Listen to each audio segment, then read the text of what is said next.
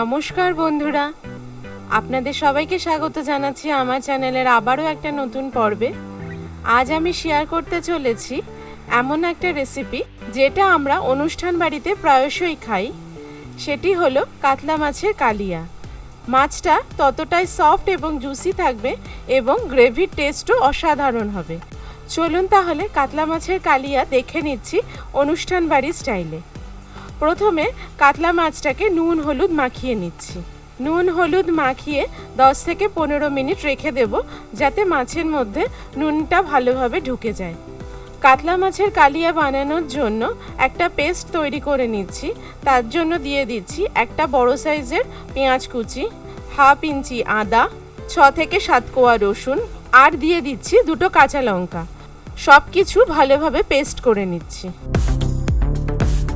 এরকম একটা মিহি পেস্ট তৈরি করে নেবেন। মাছ ভাজার জন্য কড়াইতে তেল দিয়ে দিচ্ছি। তেলটা ভালোভাবে গরম হলে মাছগুলো এক এক করে ছেড়ে দিচ্ছি। এই রান্নাটা সম্পূর্ণ সর্ষের তেলেই হবে। আমাদের বাঙালিদের রান্নায় সর্ষের তেল ব্যবহার না করলে সেই স্বাদ আর ঝাঁঝটা মনে হয় আমরা ঠিক মতো পাই না। তাই বাঙালির যেগুলো অথেন্টিক ডিশ, তাতে সর্ষের তেল ব্যবহার করলে তার স্বাদ অনেকাংশে বেড়ে যায়। মাছগুলো এক পিঠ ভাজা হয়ে গেছে, আরেক পিঠ উল্টে দিচ্ছি ভাজার জন্য। মাছগুলো খুব কড়া ভাজার দরকার নেই, মিডিয়ামভাবে ভেজে নিলেই হবে। তাহলে মাছের মধ্যে জুসিনেসটা অনেকটাই বজায় থাকবে।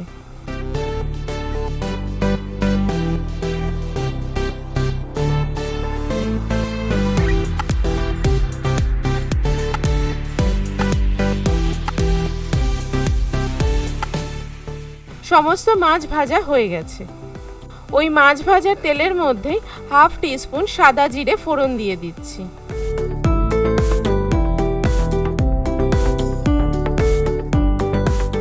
দিয়ে দিচ্ছি কিছু পরিমাণ গরম মশলা, একটা তেজপাতা। ফোড়নটা ভালোভাবে ভেজে নিচ্ছি। ফোড়নটা ভালোভাবে ভাজা হয়ে গেছে। এর মধ্যে পেঁয়াজ রসুন আদার পেস্টটা দিয়ে দিচ্ছি।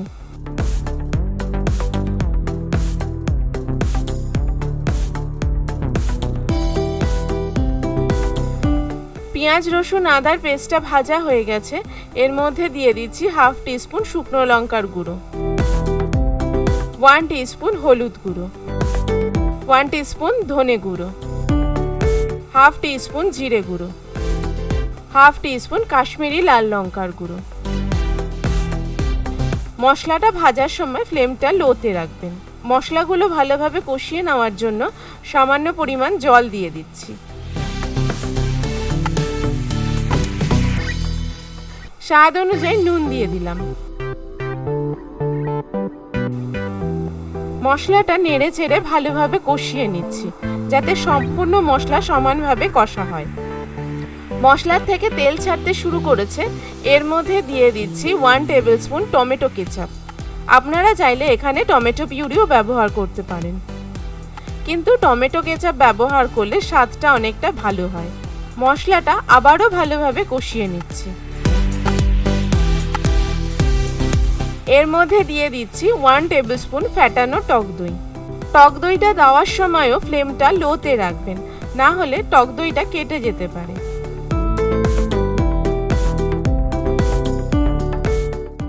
মশলার থেকে তেল ছাড়তে শুরু করেছে।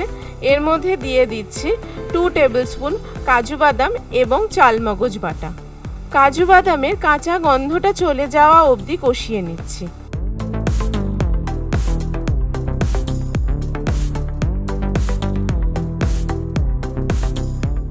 চালমগজ এবং কাজু বাদাম বাটাটা যেই বাটিতে ছিল, সেই বাটিটা ধুয়ে জল দিয়ে দিলাম গ্রেভির জন্য।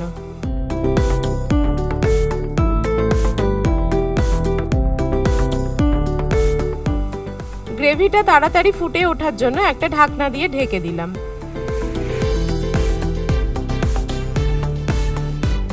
গ্রেভিটা ফুটে উঠেছে। এর মধ্যে এক এক করে মাছগুলো দিয়ে দিচ্ছি।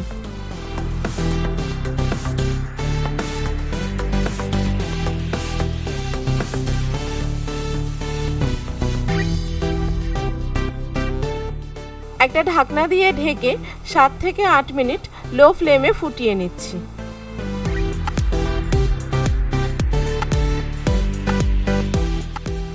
দিয়ে দিচ্ছি হাফ টিস্পুন গরম মশলার গুঁড়ো আর 2টো কাঁচা লঙ্কা। কাঁচা লঙ্কাটা শুধুমাত্র ফ্লেভারের জন্য দিয়ে দিলাম।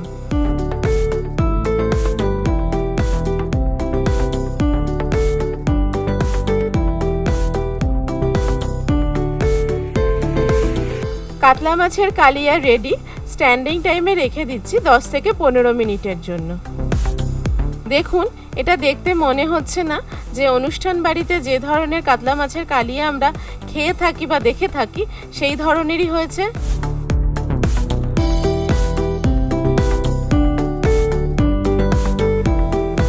কাতলা মাছের কালিয়া গরম ভাতের সাথে বা ফ্রাইড রাইসের সাথে সার্ভ করতে পারেন।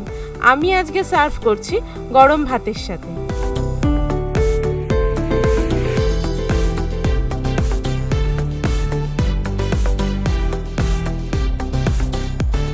কাতলা মাছের কালিয়ার এই রেসিপিটা যদি আপনাদের ভালো লেগে থাকে তাহলে অবশ্যই লাইক, শেয়ার, কমেন্ট করতে ভুলবেন না।